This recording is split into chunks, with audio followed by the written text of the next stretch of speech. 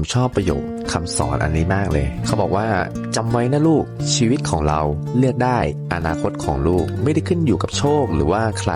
แต่ว่าขึ้นอยู่กับสิ่งที่ลูกเลือกในวันนี้ถ้าเลือกเดินไปกับผึ้งลูกก็จะเจอเกสรดอกไม้หอมสดชื่นแต่ถ้าลูกเลือกไปกับแมลงวันสิ่งที่เจออาจจะมีแต่สิ่งสกปรกที่ไม่มีคุณค่าไปกับคนขยันลูกก็จะได้เรียนรู้วิธีหาเงินไปกับคนขี้เกียจลูกก็จะไม่รู้แม้แต่เริ่มยังไงอยู่กับคนใจกว้างลูกก็จะรู้จักแบ่งปันอยู่กับคนมีเมตตาลูกก็จะอ่อนโยนอยู่กับคนกล้าหาญลูกก็จะไม่กลัวการเริ่มต้นอยู่กับคนคิดบวกลูกก็จะมีความสุขได้ทั้งวันทุกอย่างในชีวิตนะลูกอยู่ที่การเลือกสิ่งดีๆเลือกคนดีๆแล้วก็เลือกเส้นทางที่จะพาไปสู่สิ่งที่มีค่าเพราะสิ่งที่ลูกเลือกวันนี้จะกลายเป็นชีวิตของลูกในวันข้างหน้า